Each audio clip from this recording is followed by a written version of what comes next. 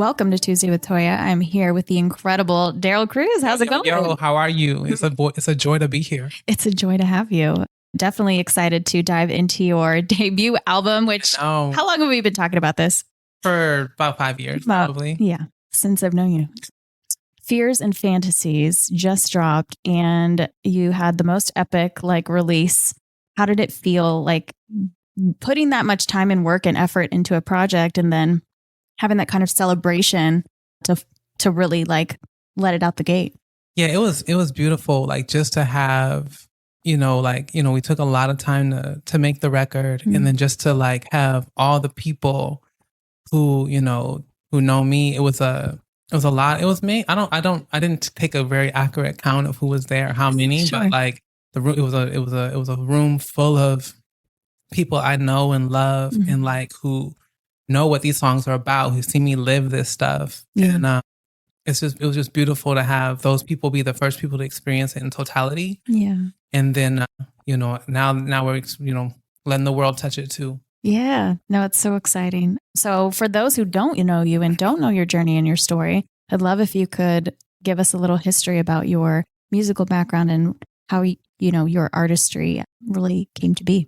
Yeah, so I'm Darryl Crews. I'm from Tacoma. I've lived a lot of places, but Tacoma is home. And I've been in the music business for probably about 20 years, since I was a teenager. And I've worked with Beluga Heights Records, Universal Music Publishing. I currently do editorial curation at Apple Music. So I have an industry background from being a manager, performer, curator, journalist. I worked for Urban Network Conference. I could Revolt TV. I did a lot of stuff in the business over the last 20 years. And I'm just someone that loves music, that makes music, and wants to help musicians. So it's like a big pot of gumbo that involves all that stuff. I love that. I have a question thinking about all of this time and history that you've spent within the industry. Why did you take your time with this, or how did that work out in terms of what made the timing feel right?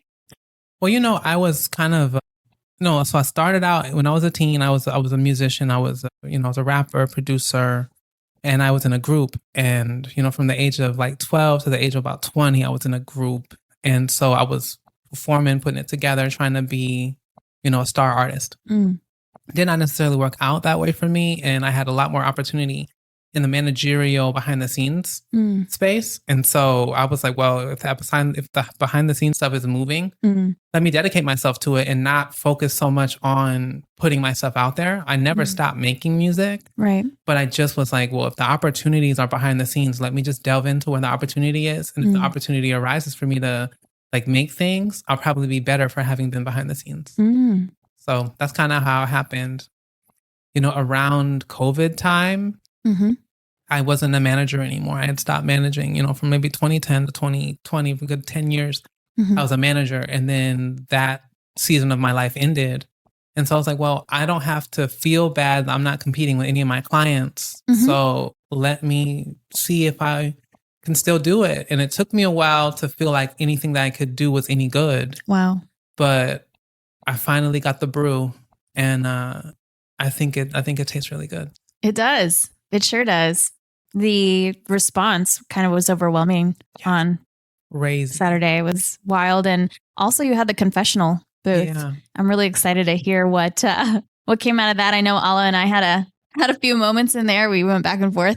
We were really excited. It's beautiful. The thing is, man, I love my people and my people love me. And that really means the world to me. It's like, if the people that I love my music, that's the key. Yeah. Right? If I love it and the people I love my music, then I feel like we can get to everybody else. You know what I mean? But it's I feel like if the tribe is with it, then I think I can get the world. And so knowing that my tribe is with it and with it in a big way and just love the music. And some people were even just so surprised at how it sounded and all the things. I was like, okay, I think we're the engine is purring. Yeah. I love that. Especially since the way that you've talked about it in the past, and in terms of the sound, called it travel music. Yeah, it's travel music. I really designed my songs to for just to feel like you're going somewhere, like you're like being transported somewhere, you're moving. It doesn't, and like I wanted the drums and everything to be kinetic. Yeah. And just like everything feels like movement. So it's like, it sounds great in the car. Like I literally just on a road trip from Pasco back to Tacoma, right? Mm-hmm. And it was like 3-4 hours. And I listened to the project the whole time back, and like it was so perfect for traveling. I love it. And I was like, oh, this is absolutely travel music. My uncle Nudie, Ruford Nudie Henderson, coined that term. I got to give him this credit. He was like, gee, the records are, they travel music. Gee, it's travel music. I love it. And I was like, you're absolutely right. And so that's how travel music came to be. But yeah, the music is travel music. I love it. Well, with that, I would love to dive into the album and take a look at it track by track. Yes. Just kind of hear like the inspo behind it, how it came to be. The first track, Mama Speaks. I love too that you put in so much to the work in terms of like having it tell a story and putting in these different pieces. So tell us about Mama Speaks. Yeah, so Mama Speaks. So my mom is like the coolest person I know. My mom is so just like deeply intelligent, deeply spiritual, deeply warm, just like, you know, my mom is everybody's mom. Like once you know my mom, like she looks out after you like one of hers. Yeah. And, you know, a lot of my life has been based on her prayers. Like a lot of my success is like, I feel like was driven by my mom's prayers and like her example. And so like, as I'm like, you know, fears and fantasies, like it seems like you're going on a little bit of a voyage. So if you're going to go on a little bit of a voyage, like, you know, we talk about like peace and traveling mercy, right? So like it's appropriate to pray. So she prayed Psalm 23 to open the record. That's so beautiful. You know, we pray and, you know, Persinetse before we were traveling. So that really, I resonate with that. Oh, it's beautiful. And then we moved to Outlaws. Yes. Which I think was one of the first songs that I've heard. Yeah. Outlaws was early. And, you know, that song has a lot of different connotations. You know, I have some family that are incarcerated, right? And so I think about how people, even though they may have done bad things, still belong to their family, still belong to the community. They still matter. Their voices should be heard. You know, they're still children of God, right? On one level. Yeah. And then also I think about just anybody who ever had to take a risk to achieve something. You know, sometimes people might not understand you. Right. But like, you know, you might have to be a little bit of a risk taker, a rule breaker to get to the end of the thing. But, you know, like it's for a reason. And then I think about like immigration. You know, my mother's from Sierra Leone, West Africa. And, you know, I have a lot of different types of immigrants in my family from all over the world. Our family is a hodgepodge of different things. You go to my family reunion, it looks like the UN. We love it.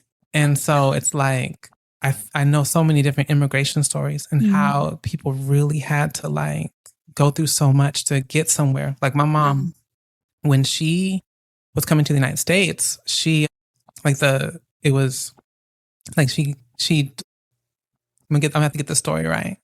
Because it's like, if I don't, she's going to be like, you got it wrong. It's kind of, isn't it kind of like nerve-wracking and traumatizing on one level? You don't want to get somebody's story wrong, but also like hearing the pain and the difficulties associated with those stories. Sometimes I think we internalize it and it's harder to like get the facts straight. The details, what you remember is the emotion. Yeah, it's so real. But like, so when she was getting ready to leave, she felt God tell her to switch purses. Because she was getting, like the day before she was getting ready to leave, God told her to switch purses. She was going out with her boyfriend at the time, right?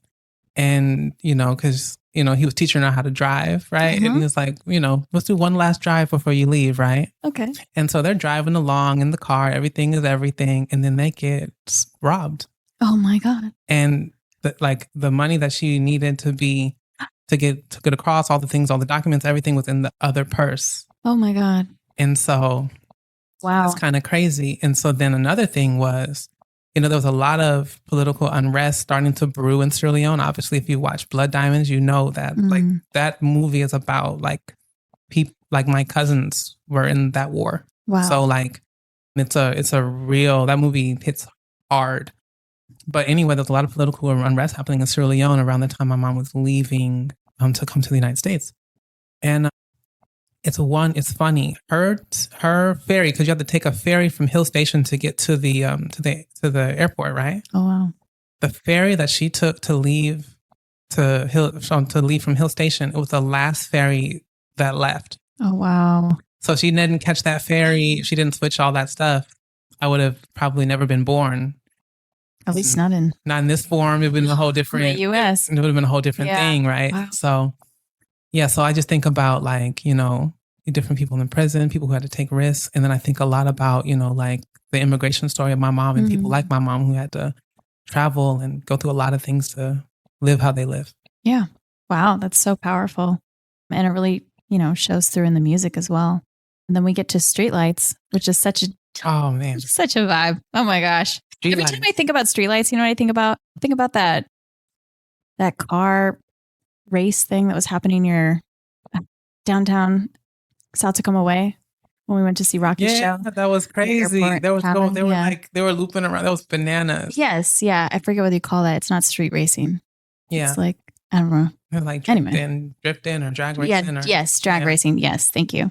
But yeah, Streetlights, such a vibe. Yeah, it's got that whole like video game element to it as well that I love. Yeah, I love it because it was like I just playing around with the keys on that. It was just like it felt like Nintendo. Yeah, and like I was just trying to think about like what I had the idea of Streetlight for a long time and just could not put together the melody or the thing. Mm-hmm. And it came together, and it was just kind of talking about how like, it's fun to like, it's fun to explore how men think about women or how men don't understand women. And just like, sometimes it's like, like a street light, like it's on, I get it. I see it, right? But sometimes I don't always get what she's getting at, or it's what does she mean by this? Green light, red light, yellow light. Just tell me. Just please. I wish so. Street lights don't have to talk; they're either on or they're off. You always know what they want. But midnight isn't as obvious. She'll tell it a story. I'll tell you you're wrong. Yeah. And so it's just kind of that fun thing. Part one is kind of like when you lose the girl, right? Like you didn't understand her, you lost her, right? And she don't want nothing to do with you. You're going to be alone. All the stuff. And part two is kind of like when you get her back. Cool. Yeah. And so, it's got that fun swagger to it. Like so it's like kind of like rock and roll, and like kind of like you came back with the roses and did the thing you're supposed to do, and you finally understood what she was talking about. Yeah. That kind of thing. So it's a fun little 2-part thing that kind of like just explores like how like men can be stupid in relationships sometimes. I'm nothing to add. Yeah. Just a question about the visuals though. Yeah. How's that going? It's going so well. Yeah. Like, you'll be seeing them soon. Like we're going to be dropping some of the promos for them. Like I've seen the clips and it's just so beautiful. It's such a journey. It's influenced by Forrest Gump. So like all of my videos are connected to some kind of movie. Mm-hmm. I love film and cinema. I work in television. So so it's just a thing that I love, I'm an MTV kid. I literally like music in the video. So I just wanted to connect and make great videos. So that video is like Forrest Gump themed. Yeah. And I think it makes sense because it's Forrest and Jenny. It's just like a fun thing. Such a good vibe. The clip that I've seen so far with the roses and stuff. It's just hopeless romantic. Best outfit. I can't wait for y'all to see it. It's going to be great. Oh, well, we can't wait either. Next track's Fantasy. Yeah, Fantasy was fun. Fantasy is my friend, Marissa Traxiel, and she is just a dreamer, and like, I love to talk to people who have big dreams and big visions, and Marissa just has some of the biggest dreams and visions that I know. So I was like, you got to talk about Fantasy on this record. And like, she talks about it in a way that like is a lot of my story too. Like my world is really a lot about fantasy. Like, when I was growing up, I grew up in a very interesting way. Like, a lot of the people that I liked weren't real people. They were people in TV and books and movies that are characters per se. And so like, I was into their world more than I was into mine, and I could create a world. And I realized, like I could take things from the worlds I dream of and make them and bring them into the real world. Yeah.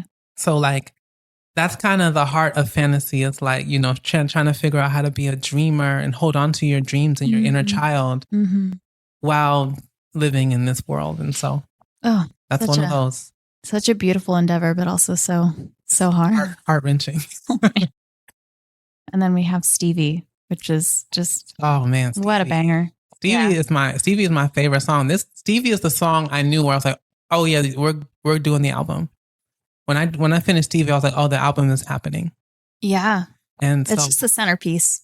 It really is. And it being like almost in the middle is that it's perfect. Anchor as well. It's perfect. Stevie, yeah, like Stevie is just like, you might love somebody, you might be trying to see something that's not there. Mm-hmm. You might be the number 2 guy, you're never going to be the number 1 guy. You might go through all kinds of things loving somebody, trying to see things, but love is blind. Love sees what it wants to see. It's a whole different thing, and it's something else. So I just kind of wanted to tell an interesting story about some of the things that you might push yourself to see because you have these feelings that you that arise in all of us.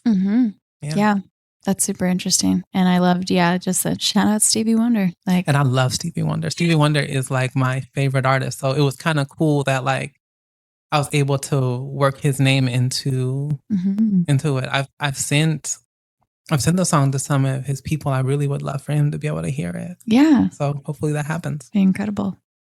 Next track was PLG. PLG, Pretty Little Girlfriend, is my favorite song to perform. Yeah, I could even Mac like singing it behind you too. It's just like so dope. Yeah. It's just a song that's kind of like word salad. It's kind of like Mad Libs in a way. It's really like just kind of an exploration of, even though it's Pretty Little Girlfriend, it's really an exploration of like the Black male experience in regards to like violence, guns, sexuality, identity. It's just a real exploration of those things. And it's something else. Like when you read the lyrics, you're like, oh, this is really dense. Yeah. What were some of the standout lyrics to you that maybe came first in the song, or like, because like it's funny. So I started Pretty Little Girlfriend as an idea for Gucci Mane. Oh, I love that. I was gonna try to pitch the idea for Gucci Mane, and that didn't work out. And so I was like, this is dope. They're tripping. I'm gonna make a new beat and go deeper. I'm gonna go deep. Like I'm gonna go super deep, and I'm gonna write R&B verses and just in your world. Yeah. I'm gonna make it me. And so how could I do a song like that? And so I was just playing with some ideas. And so then it's like, you start thinking about like part 1 is kind of like thinking about like your love and your sexuality in regards to like a gun. Yeah. So it was like, I was like, she got whistles, she got bells, like a gun that shoots herself. First time when I was like 12, laugh about it because it didn't go too well. Black man with a gun, it's ordinary fun. Take him to a judge, give him all the time you want. Everything is fair in the world of girls and guns. Everything's a risk. It's just like being in love, they say. So like a lot of like, just like wordplay and like just playing on the idea of like, dang, like it's kind of dangerous whatever you do as a lover or a fighter. Your life is dangerous. Yeah. Just based on who you are. So it's interesting just to, explore those ideas a little bit. Right. And which role that you play, right? Yeah. What you want to choose. Because whatever you choose is dangerous. Yeah, you can't. Yeah, it's no easy road. Yeah. Makes a lot of sense. Dinosaur is fun. Dinosaur is so much fun. It's featuring Billy, so formerly known as Will Jordan, Grammy-nominated singer-songwriter. I used to actually manage Billy when he was Will Jordan. So it's so exciting that, he was able to join me on this part of my journey. And then also I had Louis, who used to be known as Lil Rib, and he's doing some amazing things in Atlanta. And so, just a nice collection of folks from Tacoma and just a party record, and just kind of talking about, you see the girl in the club and you want to talk to her and you're going to talk to her. Yeah. The record's called Dinosaur just because I named the beat Dinosaur. And I was like, It would be fun to just name the song Dinosaur. Why not? Why not? Who can stop me? Nobody. And then Fear. So we had Fantasy and now we have Fear. Fear is amazing. So Fear is featuring Charlotte Mena. And Charlotte is one of the bravest people that I know. She, just does so much for people, as a representative, as an elected official, a representative, and also as a conservationist. Just someone that has served people and has been brave in ways that she does not have to be brave. But and I wanted to talk about someone who is so brave. How do you think about fear as a person who has to address it and push beyond it? And so I think she speaks to it in such an articulate, amazing way. And I'm so happy that she was that she was able to be a part of the project. That's beautiful. Yeah, especially when you think about fear as an all-encompassing, like things that stops people, the people that keep doing things anyway. Exactly. It's really big. Exactly. Thunder and Lightning. Such a dope track. Such a dope record. Thank you for being in the video. Oh my gosh. Thank you. My pleasure.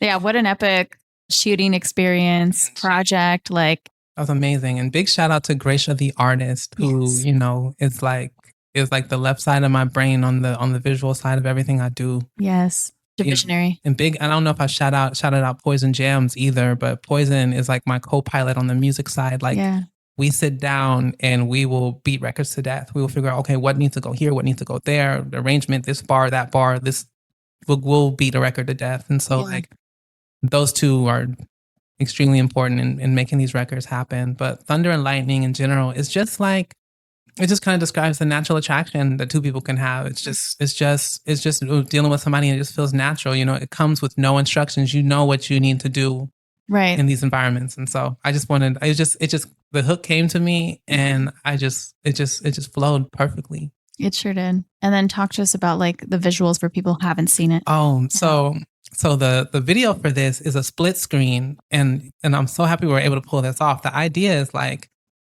what was the love of your life doing the day that you met? Like before you met, like, so it's like watching your journey as you guys intersect. So like throughout the video, you're going to see me going to the barbershop, going to, record stores and coffee shops and, the person's doing the same. They're going to the coffee shop and all these other things. And then when you end up meeting and the two screens that were split are now one screen because they've met. And so just that video was a dream and I'm so happy that it was able to happen. Yeah. I think about that every time I go to Ruston Way now. Yeah. That's what I see. That was so fun. Yeah. That was the best. It was such a great experience. And I think another thing about the intentionality that you put into your work, it's so clear to see, especially once you see the finished product in that way. Yeah. I'm so happy that worked out. Yeah.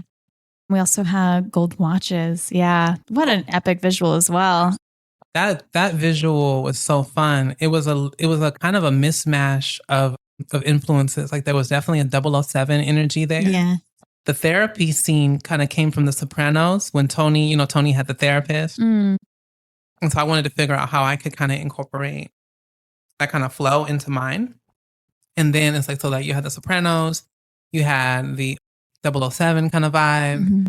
And like those were kind of the main influences. And then just like going into a dream world, right? So like bringing people into the fantasy of it, right? So that's kind of like me in the performance space with the like kind of bluish kind of tint. So yeah, that was it. It was like a fantasy, The Sopranos, and 007. What a cool convergence.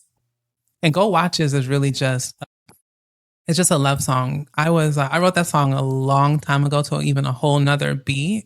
And I was seeing someone and they had an amazing apartment, like this like mother-in-law spot. Like it was just amazing. And like I would watch the sunset there all the time. And I was like, this is like amazing time that I'm spending right now. It's like wearing a gold watch. And so I was like, that's a cool metaphor. I should make that into a song. And it became a song. Yeah. So, yeah. Even like the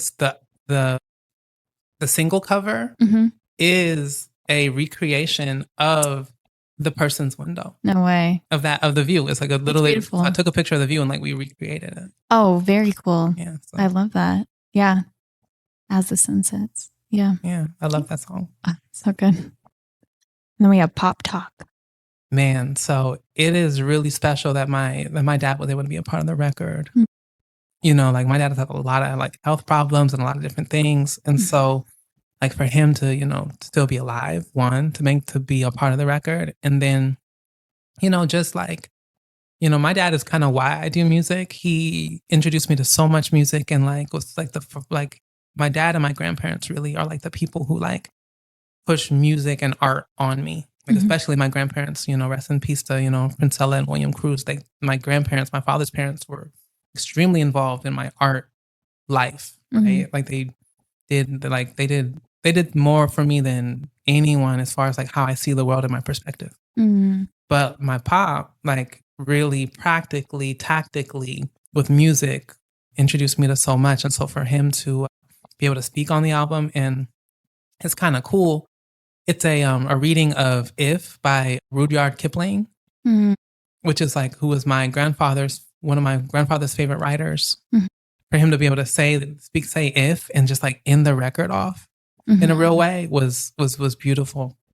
That is, man, it's really cool to hear how you've used all of these influences in your life to put together in a project that, like, you put such time and intention towards. And I hear like so much of the history, like your personal history, and then an even bigger just generational history. And it's really thoughtful to hear how, every artist in their own right, has these different elements that are circling around their head, and how, I don't know, like, so the collage that you've created with these different experiences and things, it's just so seamless, so it doesn't quite look like a collage, but when you realize that there's so many different elements and so many different layers that have gone into this project, it's really, beautiful to see. That's the dream. Like that's all I ever wanted anyone to say. Like that's like being in, like, hearing you say that's like being in heaven.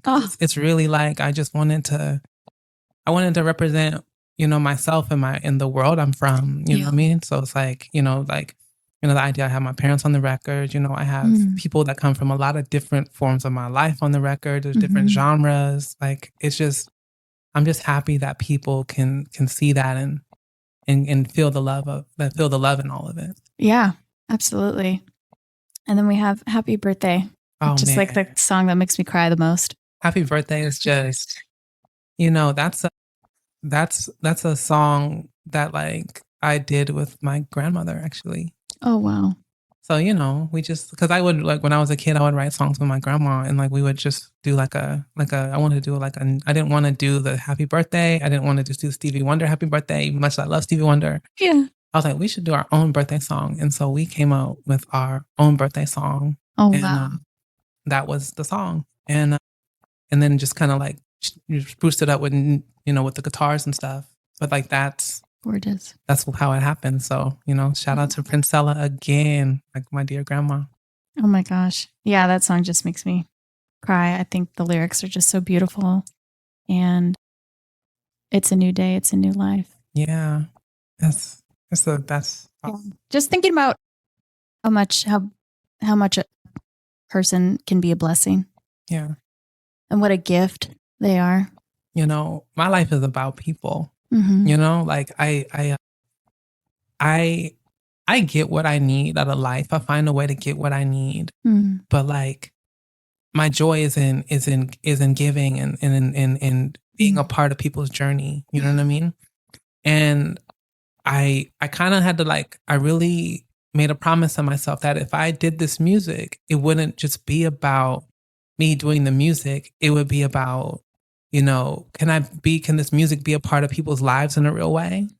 And could I inspire other people who maybe put their stuff on the back burner to be like, like, I'm going to give it a shot, just because whether it's big or small or whatever, I did it for my soul. Like, I wanted to, I'm pushing some people. There's some people from, my generation that, kind of gave up or, put it on the back burner. I'm like, just put it out. It doesn't have, we don't have to try to be the biggest stars in the world or anything. If we get there, amen. But let's just do it for our soul.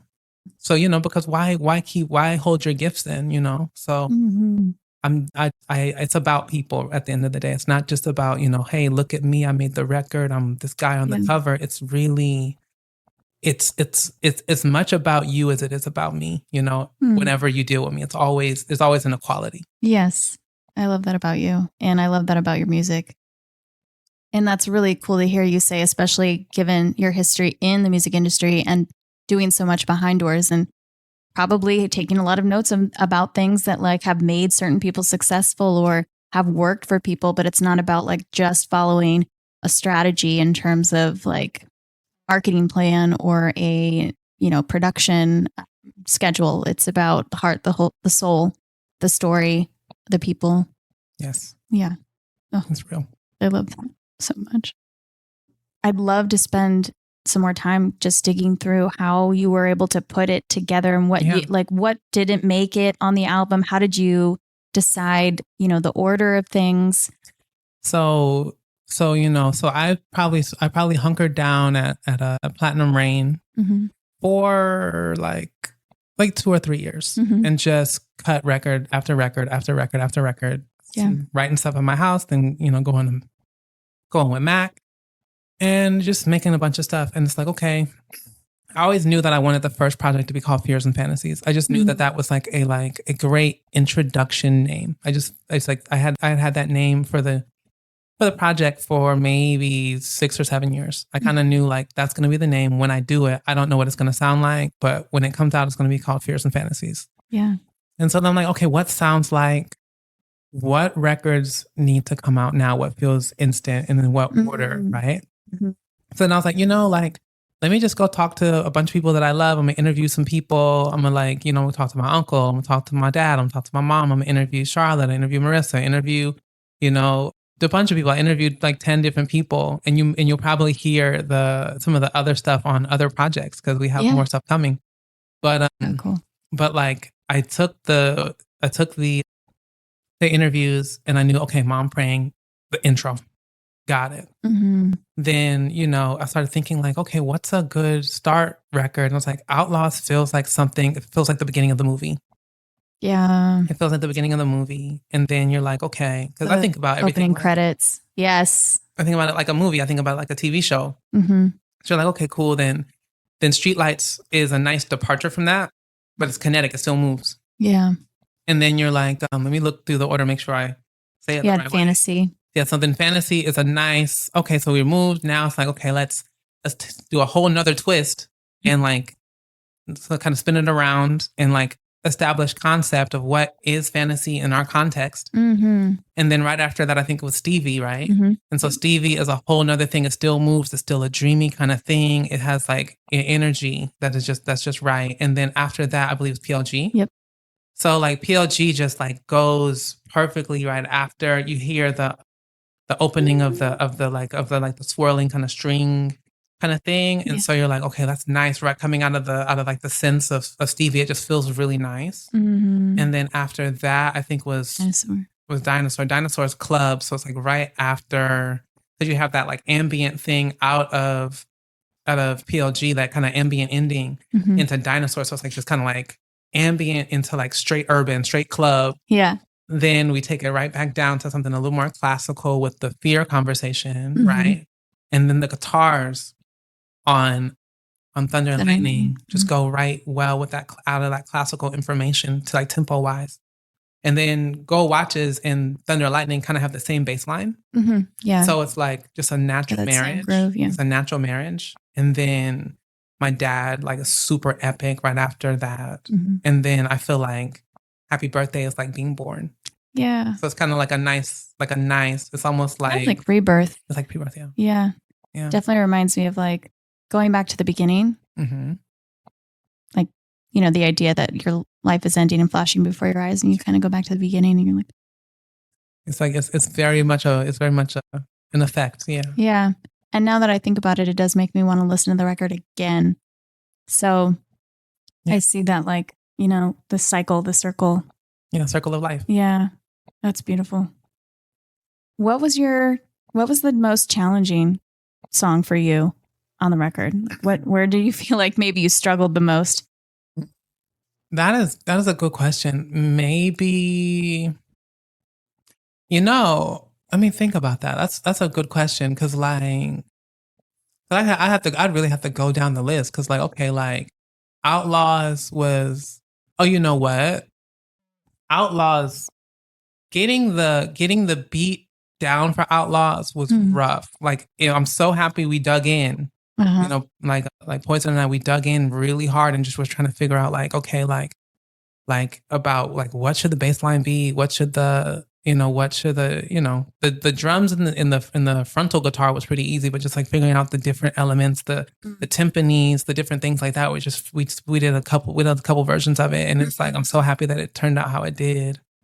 So maybe Outlaws was probably the toughest. Like I think a lot of the other records came pretty fluidly. It was like you seem to work really quickly every time. I'm like, you're like, hey, here's a new song, and I'm like, we worked in a pretty good group. I think we're working really hard on the follow up, and I think the follow up is a lot harder than this one. Is it? Yeah, it's a lot harder to just like, okay, we got to make sure this is right. Like it's a little bit of a thinking. But you can't think. You have to do right. Right, because if you think too hard, then you lose it. What made you dig so deep into Outlaws that you were like, okay, I need to work on this song? Knowing what it represented.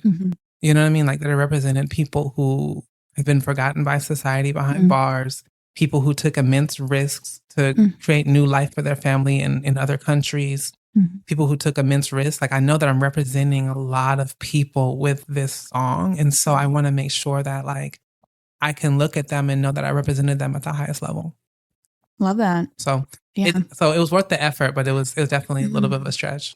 And which song do you feel like came the easiest? Stevie. Yeah. Well, Streetlights was a moment. It just happened. Like it was a rush. It just came out. It just came out like, this is going to be really good. Like it had some wonderful inspiration for that song.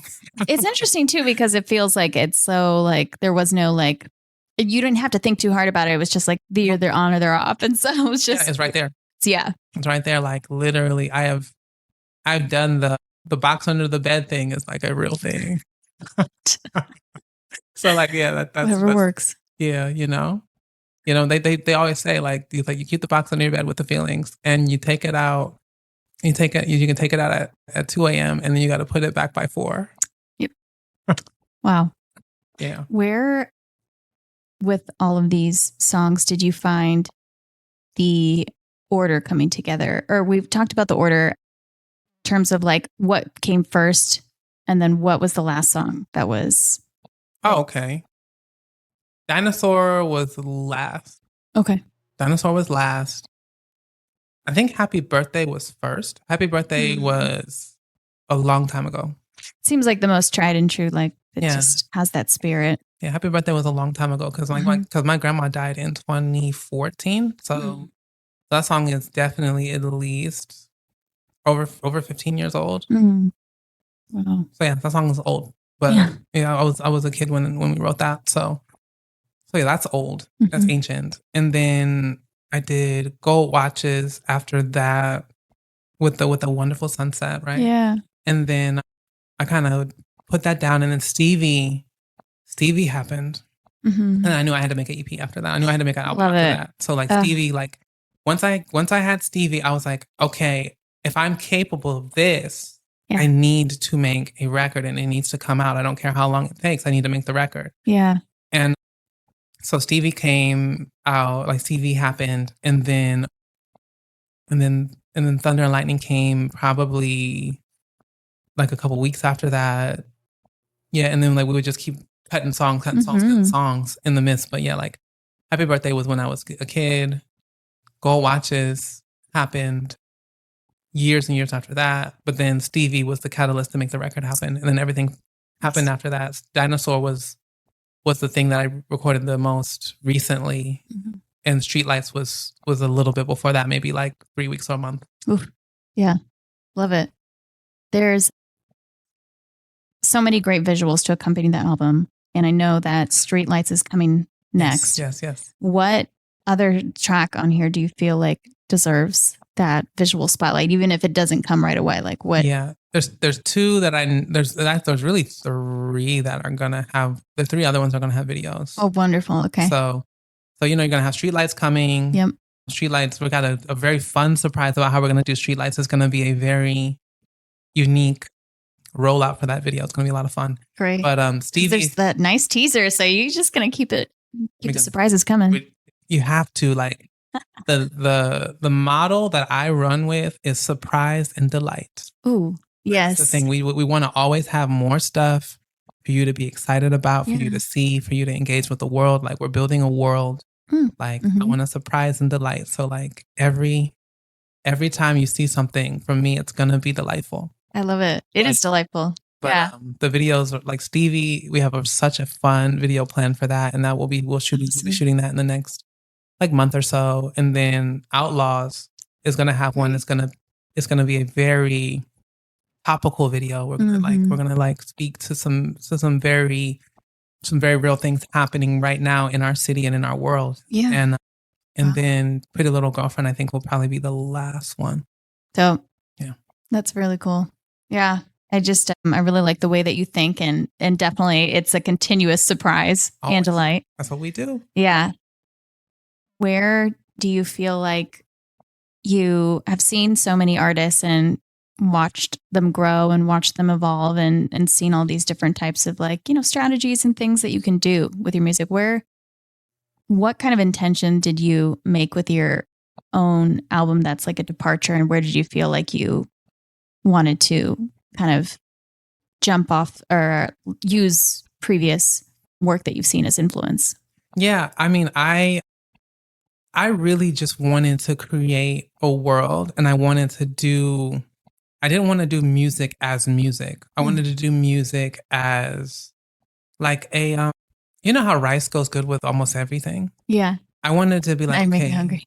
I wanted to set the rice up. Yeah. And I wanted to have all the different things that you could put with rice. So whether it's the music, the event, the food, the beverage, the visual, the sauce, the radio show, this thing, that thing. I just wanted to have a lot of different things. I wanted to just have a place where if you wanted to engage with me in a shallow way, you're supplied. But if you want to go deep, like I wanted to make sure that I had spent time shoveling for you if you want to go deep. So that's kind of what I did. And I feel like a lot of people didn't take that level of time. And I am consistently taking that level of time to like, hey, like I want you to be able to engage with me deeper, deeper, deeper. As far as you want to go, I want to be able to meet you there. So I love that. I'm shoveling for you guys. Like, just doing the work. Yeah, we're doing it. That's beautiful. Where do you feel that this, how do you feel like the arena of music has been changing to allow like more of these like multi-genre programming and things, that projects that like, there's still a space and intention for albums, but most of the strategy right now is evolving around singles. What's your take on that? Yeah, I mean, I think that I kind of engage with it on that level too. I mean, I release singles just to like get people into it, but I believe in the album just as far as an era. It's the era marker. And just as a way to like, okay, this is the personality that fits this record. This is the outfits that fit this record. This is the everything. There's a lot of, if you notice, there's a lot of blue on this record. There's a lot of purple. There's a lot of different things that work with this record. And we like, we want to own that color and own those visuals and own that energy. Yeah. I think a record like this is possible in 2025 just because it's like, we're in the midst of the no genre generation. And I think because I struggle to figure out like, oh, am I R&B singer? Am I a pop singer? Am I this singer? Am I that singer? Am I whatever? Am I? And really, I mean, I had to just create a genre because I'm like, I don't fit into like a nice clean box. But I saw an artist. You ever heard of Khalid? Yeah. Yeah, like Khalid. I mean, he's one of the biggest in the world. Of course, people have heard of him. But you're asking me a good question now, Tim. Thank you so much for not making it too hard for me. Inside joke.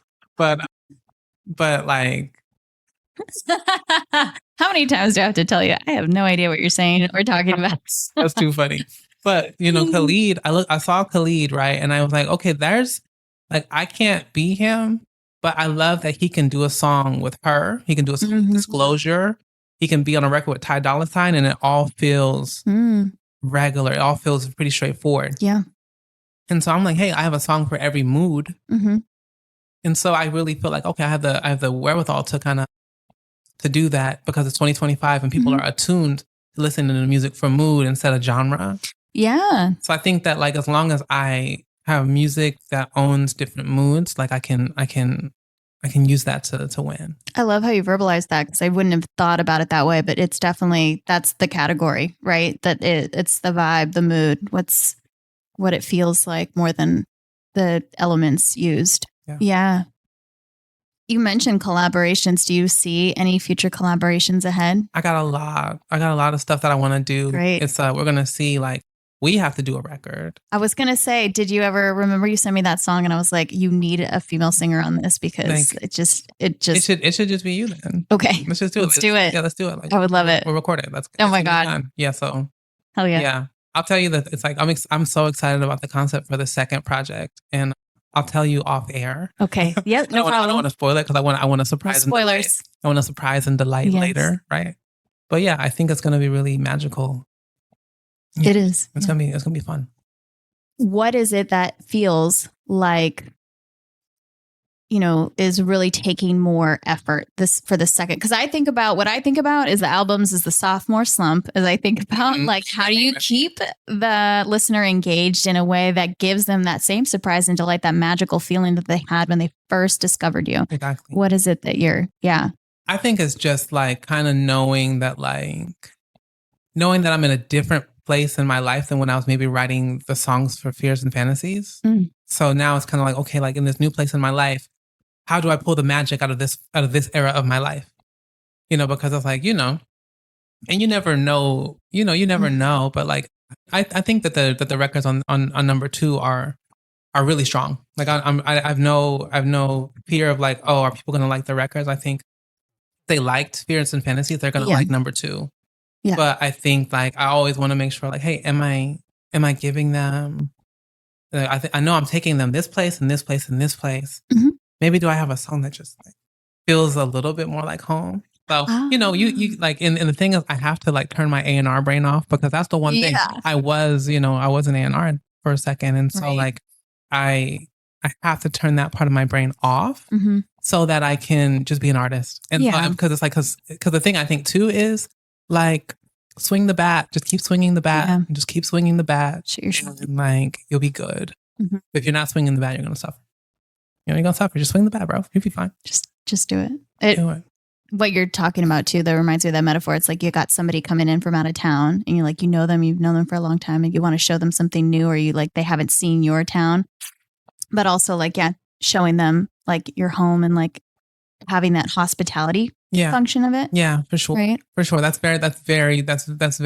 That's a very apt like comparison and like metaphor. Cause like you really want to like, okay, like you've seen Fears and Fantasies for number 2. I just want to make sure that it's like, hey, like this is a little different. Like it's different. Right. But it's from the same heart. And so hopefully people know, like, I think too, there's different reasons why people follow people, like there's 7 different reasons. I forget all 7. So like, okay. But it's like 1 is like sexual or romantic attraction. Yep. 2 is like aspirational. 3 is you're relatable. 4 is like entertainment value. Yeah. 5 is like unique novel. Like you're just unique in a completely different way. 6 is like you're like a wise friend that gives advice. And then like 7, I forgot the 7. But okay. It's the mystery. But you got 6 out of 7, right? Yeah. But like those are the reasons that people follow people. And so like as a marketer, you're thinking like, hey, like what do people attach to in my brand? So I make sure that I fulfill my promise, because it's like, relationships are based on promises, right? So it's like, I promise to you that I will do this. Like, but then also like in relationships too, people have to learn to let people evolve, right? Like you have to love every version of, you learn to love different versions of people. We're all constantly changing and learning and growing. So you're like, hey, like, am I keeping my promise to you while I'm evolving? Mm-hmm. Those are like the questions that you ask, but the process. Yeah, absolutely. You go back and forth and you try new things. Like you said, swing the bat, figure it out, One thing I wanted to ask you too, talking about like marketing and stuff, what are some myths that you think artists should just like really walk away from and stop believing? I don't believe in the surprise release for someone new. Mm-hmm. I think that like you just gotta like really fill the schedule up, and like also like I think sometimes people feel spammy by promoting their records. And I feel like you just have to find really natural ways to continue to talk about your music. I don't think that I don't think it's spammy I think it's spammy if you are, don't be afraid people aren't going to like it. They like it. Tell them that they're going to like it. Yeah. I love that. Like, you know what I mean? Don't be weird. You're going to love it. You're going to love it. Like, be here. I want you to be here. I'm giving you a gift. That's the thing. Treat the offering like I'm giving you a gift. It is a gift. I'm really giving you something. I don't know. You get what I'm saying. Yes, I do. Because sometimes we feel like it's like we're asking them. I mean, first of all, you are asking for something big, which is people's time. Yeah, for sure. And attention, which, in today's age, and it's so expensive. But what you're telling me and is the promise, like that, no, you're going to find something meaningful in this. And I've also put a lot of meaningful things into it. I think sometimes, it's like, well, how do you feel about your work? How do you feel about your work? If it feels spammy, then maybe it's really not you, but it should feel natural to promote something that is like, I think there is the anxiety and fear thing about worrying about what other people think, but it's like, what do you think? Tell us what you think about your music. Exactly. What do you like? And also, like, whether it's good or not. Right. In your soul, like, whether it's good or not. Like, you can put it next to the person. You could put it next to the marketplace. Mm-hmm. And are you playing ball or not? Right. And it's okay if you're not. Like, trust me, when I started this record, like, it took me some time to be like, okay, like, my voice sounds better in these keys. I sound better in these kind of textures. Wow. Like the way that I, okay, like this kind of BPM works better for me than that kind of BPM. Like me trying to do a song like this is not believable. It doesn't fit. Got it. And you wouldn't have known if you didn't try. You got to try a bunch of stuff. You got to swing the bat. So it's like, hey, like, I know, like, I'm like, you might not hear a slow jam from me because I just don't feel believable in a slow jam. Like, it just doesn't work. There may be one moment like that, but it's not going to be yours. That's not going to be I'm not going to own that lane. Yeah. Like, my lane is really in that like 100 to 120 vibey kind of space. Yeah. And I kind of know, like, hey, does this sound like traveling? Right. Oh, like, what a good great gauge. Does it sound like traveling? Like, that's what I do. And so if it doesn't sound like we're going somewhere, if it doesn't have any like dreaminess in it, it's like, why are we doing this? That's not, because I'm promising you that I'm going to take you somewhere. So like, do I have gas in the car? Did I remember to fuel up? We got to fuel up. Yeah. And that's another thing too. I'm also working to like live a life that I can write about. That makes a lot of sense too. I think using your life as inspiration is one of the things that I've always felt deeply about art, and you can create your own life. And so how are you taking the same way that you've taken intention with your music and about what you're creating, you should take intention with your life, what you're creating, what you want to see, what you want to experience. And then from those, like, what are you thinking about it? Like, how hard are you thinking about it? Right? Like what intention, thoughts are you paying attention to after you've had the experience? Yeah, for real. I just am thinking a lot about just like making sure I go different places. I hear different things. Yeah. It's just one of those things that's like, because there's inspiration you can get from your blog. Yeah. Right. But there's a big world out there. And so just making sure that like I touch the world and I go different places. And, I just also just take certain risks just because it's like, you have to, you can't be afraid. Like, I think that, if it's, especially if I'm going to talk about fears and fantasies, like the fantasy has to outweigh the fear. So it's like, I always have to be creating, doing, and pushing Steve Jobs used to talk about, you can't be afraid to poke life. And so I'm in that phase of my life where I am poking life and I want to see what life has to offer, just because it's like, also, as I continue to learn, it is my responsibility to share. So like, if I need to make sure that I have something to share, because people will look to me to share. So I need to make sure that I'm fueled up in that way, and I'm reading, I'm traveling, I'm thinking, and I have something to share of value. I love that. I kind of want to end on a not as musical related, but it can be, because I'm sure there's some way you're going to make it. Give us some of your favorite places that you've traveled. Where have you been transported or taken to that you are just like, this is the big inspirations, you know? So I love Miami. I talk about it in Streetlights. Yeah. You know, it's my relationship with the city of Miami is like I just feel at peace there, you know, in a weird way, right? And Wow. And so I kind of tell people, I'm like, if you know me, you know me. But if you've gone to Miami with me, you know me for real. Yes. And I remember so, seeing that. yeah, right. And so Miami is a very special place to me. I spent so many years of my life in LA that it's a part of my it's a part of my art. You know, obviously Tacoma is home, and it inspires me and teaches me every day. You know, I was just in Fiji not long ago, and the people in that space are just very beautiful and inspiring. And we see a lot of people that are so industrious and have beautiful spirits, and just the natural beauty of that place is really a inspiration. You know, I love London. I have a lot of family in London, and I can't wait to go back. Lovely. But yeah, so those are some of the places. Very cool. Yes. Well, I can't tell you enough how much I appreciate your work and appreciate you as a person. Yo, it's just phenomenal to have known you as long as I have and seen and this is just a small part of your musical journey, but having seen this growth and this incredible art piece that you've put together and then collaborated on the visuals and musically and created that whole new world. So thank you. Thank you, yo. Just thank you for being you. Anytime. That's what I do. And also wanted to make sure we shout out the socials and where to find the music. Yes. So I am D Crews on Instagram and then the website.com. Yeah. I am D Crews on Instagram, on all the socials, on the interwebs. If people still use X, maybe they should. Maybe they should. I don't know. If you do, I don't judge you. The music is there. You go find it. And then, you know, on the website, iamdcrews.com, you can find a link to stream the record, and you can also find a link to download the record. We also have a vinyl pre-sale on diggersfactory.com. So definitely, you know, I'm a vinyl head. If you've been to my house, you know I probably have thousands of pieces of vinyl.